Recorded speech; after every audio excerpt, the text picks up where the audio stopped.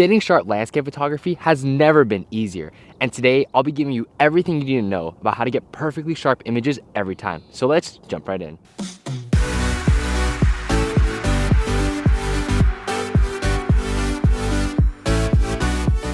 What's up, y'all? It's Project Photography back with another video, and today before we get started, make sure to follow all of my socials down in the description bar below. But getting sharp images is crucial for landscape photographers because if you want to print your photos big, you want to make sure they are tack sharp every time. And contrary to popular belief, it's not all about the camera and lens. Of course, having a nice camera, having a nice lens does affect it, but it's not everything. And today I'll be giving you all the camera gear you need, all the right settings to have, as well as some conditions that may affect how sharp your image is without you necessarily affecting it in any way. It's just, that's how the world is. So the first piece of camera gear that you need is a really good tripod, because without a good tripod, it's really hard to get very stable images as well as getting good compositions in general.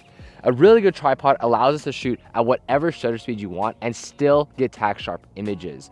And especially in low light situations where the light is coming down, we still want to be shooting at, let's just say, f8 and 100 ISO, and that's impossible to do handheld, especially if we're shooting past sunset or going before sunrise. And trust me, I've had bad tripods before. Don't cheap out on a $20 Amazon Basics tripod.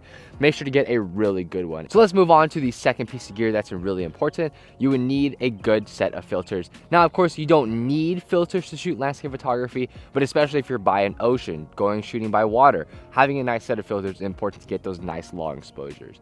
Now, obviously, it really matters the type of glass that you put in front of your lens. I wouldn't recommend putting anything cheap, especially. For me, I have B+W filters, and those are absolutely fantastic. If you have nice filters, it shouldn't affect the sharpness on your lens all that much. But if you do have bad filters, it absolutely affects it in a negative way. So now let's move right into the camera settings, because camera settings are actually far more important than almost anything else when it comes to your sharpness. If you don't have good camera settings, really hard to get tack sharp images.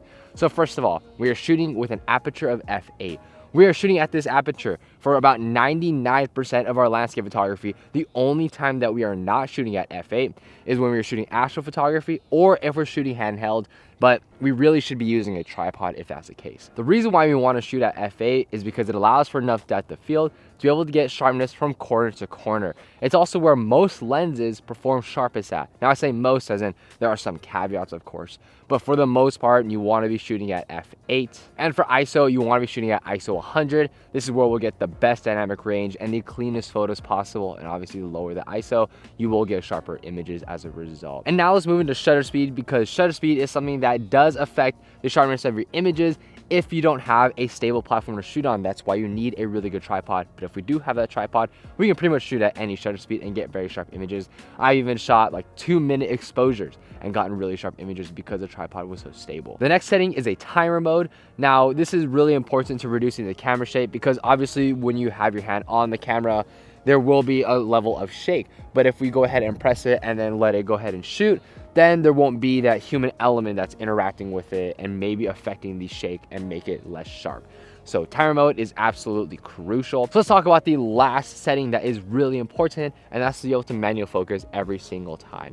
Because if we can manual focus, we can get that critical accurate focus without having to rely on autofocus, which is really important. The way I do it is I always punch in, I use my record button, it's 2x magnification, go ahead and focus up, and then I hit it again, and then we should be in good focus. One note is that if you're using filters, I would highly recommend to focus before you put the filters on, because the filters can change that in terms of the level of sharpness. So you want to make sure you have accurate focus before you actually put your filters on. So if you do everything that I just described in terms of the settings and the camera gear that you're using, then you should be able to get tack sharp images about 77% of the time at least. So let me go ahead and show you that right now. We're going to be using the tripod as well as my camera, and we're going to be taking an image of these mountains back here.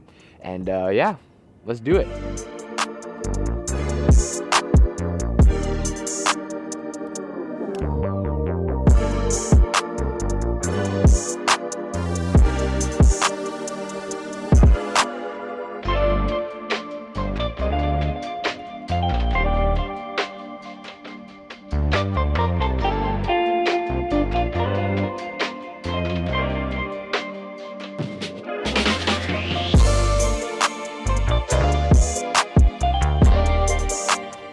Do you guys remember how I said if you guys do exactly what I said, then you'll get sharp images 77% of the time? Like, why is it not 100?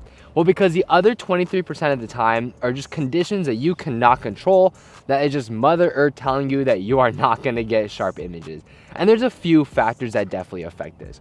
First of all, atmospheric conditions is a major part of it. If there's, let's just say, a lot of fog in between you and your subject matter, it doesn't matter how great your settings are, you just won't get a sharp image just because there's that level of atmospheric condition between you and that. And obviously for today, there is quite a bit of clouds in the sky, and it is the middle of winter, so we might have a little bit of atmospheric conditions, but honestly I thought the images came out perfectly fine, so I don't really have an issue with that. So second off is how far away your subject matter is from you. If you have the subject matter that is very far away, it will be harder to get those tack sharp images just because it allows for more of those atmospheric conditions to be introduced, separating you from the subject matter itself, and will affect your sharpness as a result. And let's say you're shooting by an ocean, that will definitely affect it because seawater could get on your lens and that could also affect the sharpness, but also just because there's a lot of like salt water in the air. So again, atmospheric conditions will affect how sharp your images are. And honestly, I wouldn't let any of these factors affect how you actually go ahead and capture the image. You should be using those exact same settings that I showed you. You should be using a tripod, you should be using good filters, and so forth. And honestly, that's all you can control. And as a landscape photographer, that's all you can do. You can only control the things that you can control and try to get the best outcome possible. Of course, you could plan your landscape shoots to be in better times of the year or in better conditions, but to be honest, you can only control that to a certain degree. Like, are you gonna stop shooting landscape photography because the weather doesn't look that great that day? No, like you should go out and shoot landscape photography because that's the whole point of it. Quite frankly, the conditions will never be perfect. That shouldn't stop you from getting picture perfect images all the time. Make sure you use those settings as well as those camera gear to get perfectly sharp images, and I guarantee you, you will get sharp images 77% of the time. Other 23 is conditions you just cannot control. So anyways guys, I hope you guys found this video useful. This is a first of its kind for me in terms of like showing you guys the process that I use to get a certain type of image. So let me know what you think about it down in the comment section down below. Anyways guys, thank you so much for experiencing the world with me today. Please feel free to rate, comment, subscribe, and I'll catch you guys in the next one.